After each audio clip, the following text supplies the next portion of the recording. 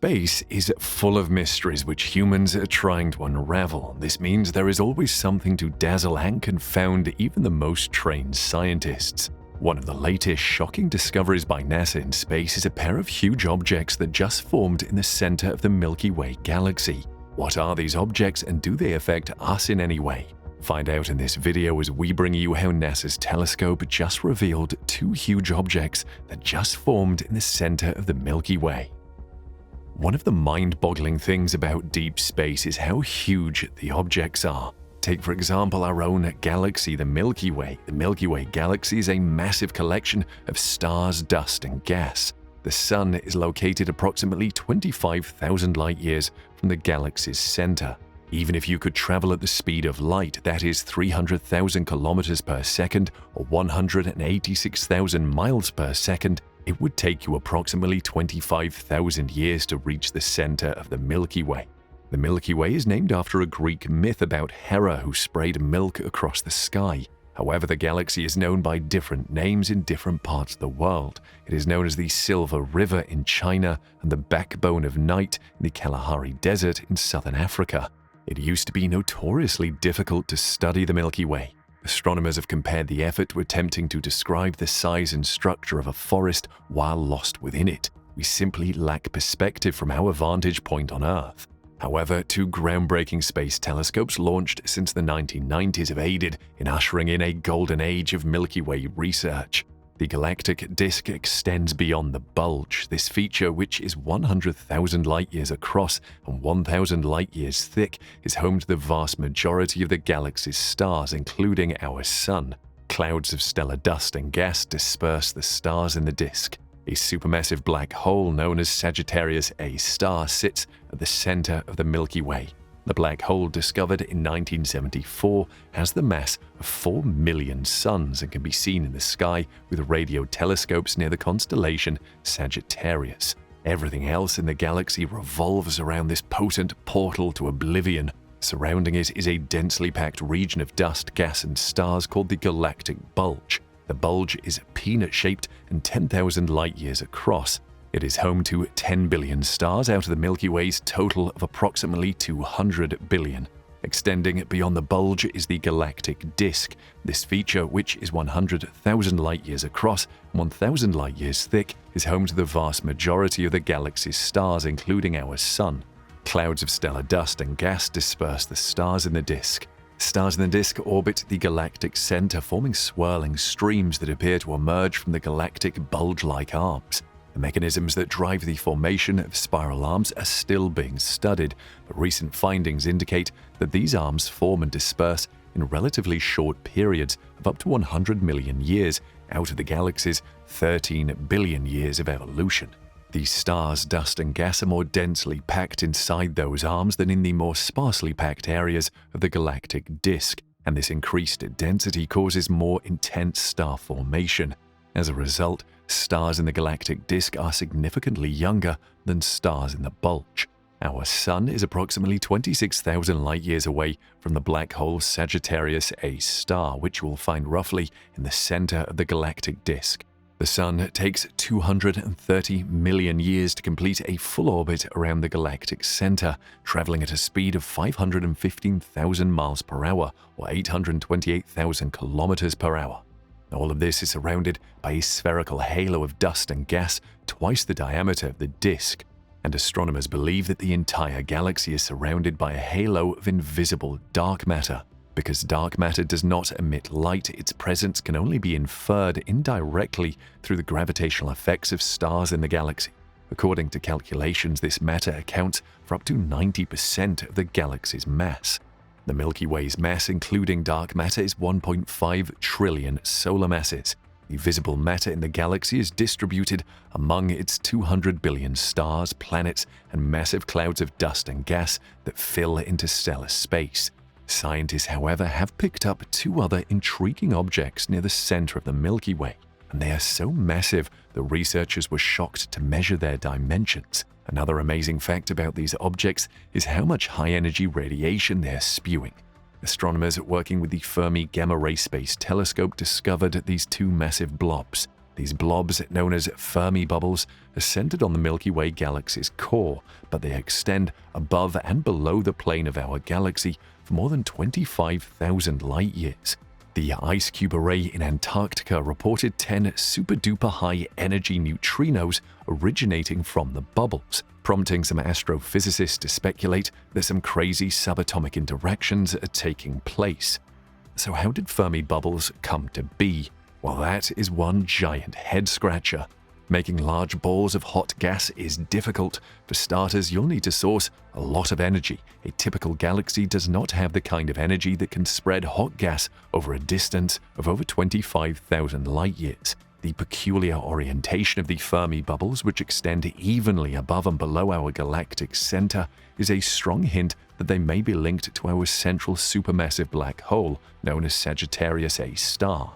Perhaps millions of years ago, let's say Sag A star, a convenient abbreviation for our massive black hole because who wants to type or say Sagittarius all the time, ate a large meal and got indigestion, with the infalling material heating up, twisting around in a complicated dance of electric and magnetic forces and escaping the event horizon's clutches before falling in. That material, energized beyond belief, raced away from the galaxy's core, propelled by jets of particles traveling at nearly the speed of light. These particles spread and thinned out as they fled to safety, but they retained their energetic state to the present day. Or perhaps a star got too close to Sag A star and was ripped to shreds, releasing all that potent gravitational energy in a single violent episode and causing the bubbles to form. Or perhaps it had nothing to do with Sag A star at all, but with the multitude of stars in the core. Perhaps dozens or hundreds of those densely packed stars went supernova at the same time, ejecting these plumes of gas beyond the galactic core. We may never be sure which the case was, but the blobs continue to emit a copious amount of radiation. Now, even though these giant blobs are massive, they're invisible to the naked eye. This is because despite their high temperatures, the gas within them is extremely thin, making them nearly invisible. However, something within them is capable of producing the highest energy type of light, gamma rays, which the Fermi team was able to discover. Scientists believe that gamma rays are produced within the bubbles by cosmic rays, which are high-energy particles. Those particles, mostly electrons, but possibly heavier ones as well, bounce around and emit distinctive gamma rays. However, don't think gamma rays are the only thing that high-energy particles can generate. When cosmic rays collide, they perform a complicated subatomic dance of matter and energy, releasing a neutrino, an almost massless particle that only interacts with other particles through the weak nuclear force, which means it hardly ever interacts with a normal matter at all. The Ice Cube Observatory, located at the geographic South Pole, employs a cubic kilometer of pure Antarctic water ice as a neutrino detector. Every so often, a high-energy neutrino passing through the ice interacts with a water molecule, triggering a domino-like chain reaction that results in a shower of more familiar particles and a telltale flash of light.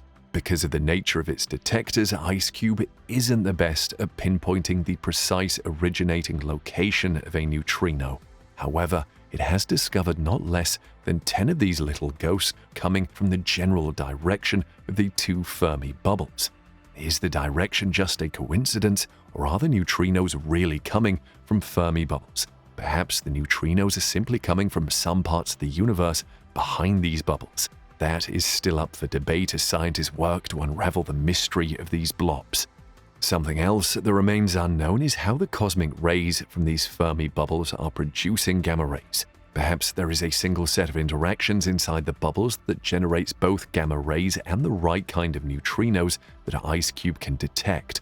That would be a significant step forward in explaining the physics of the bubbles themselves and would provide us with a significant clue as to their origins.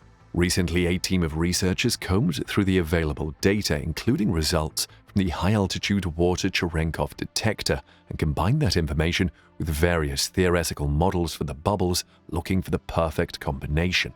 In one possible scenario, protons within the bubbles collide and produce pions, which are exotic particles that rapidly decay into gamma rays. In another scenario, the flood of high-energy electrons in the bubbles interacts with the cosmic microwave background radiation, boosting some lucky photons into the gamma regime. And in a third, shock waves at the bubble's outer edges use magnetic fields to accelerate local but sluggish particles, which then emit cosmic rays. However, with the deeper studies, scientists have found strange new structures within the Fermi bubbles, which they named Rosetta bubbles. These newfound bubbles, visible only in X-ray emissions, are significantly less energetic and hot than the Fermi blobs, but nearly as massive, measuring about 45,000 light-years from end to end. These orbs of hot gas, like the Fermi bubbles, tower above and below the galactic plane in an hourglass shape, pinned to the galactic center at the point where the two blobs meet. Given their similar shape and shared midpoint, the Fermi and Rosetta bubbles are likely to have a physical connection and to have emerged from the same explosion of galactic fireworks millions of years ago, which, as we have mentioned earlier, scientists can't explain how it happened. However, they suspect the newly found Fermi bubble looks more like it came about as a result of an explosive outburst of energy from the Milky Way's black hole Sag star. This was due to the amount of energy potential required to inflate them. The researchers calculated that an energy release equivalent to 100,000 supernovas, these powerful stellar explosions, was required to create these structures. This is comparable to X-ray energy releases observed in other galaxies with active black holes at their centers. And even if this hypothetical explosion occurred millions of years ago, its repercussions would be visible because the scars left by outbursts of that magnitude take a very long time to heal. The new Rosetta X-ray bubbles were discovered using the Rosetta X-ray telescope, which travels through space on the Russian-German Spectra RG satellite. Every 6 months, the telescope scans the entire sky. So scientists hope studying the bubbles could lead to the discovery of violent events that occurred in the galaxy's past. As far as black holes go, the supermassive black hole at the center of the Milky Way is currently relatively quiet.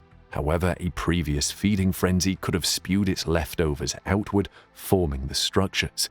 Let's hear what you think of these massive blobs of energy at the center of the Milky Way in the comments section below.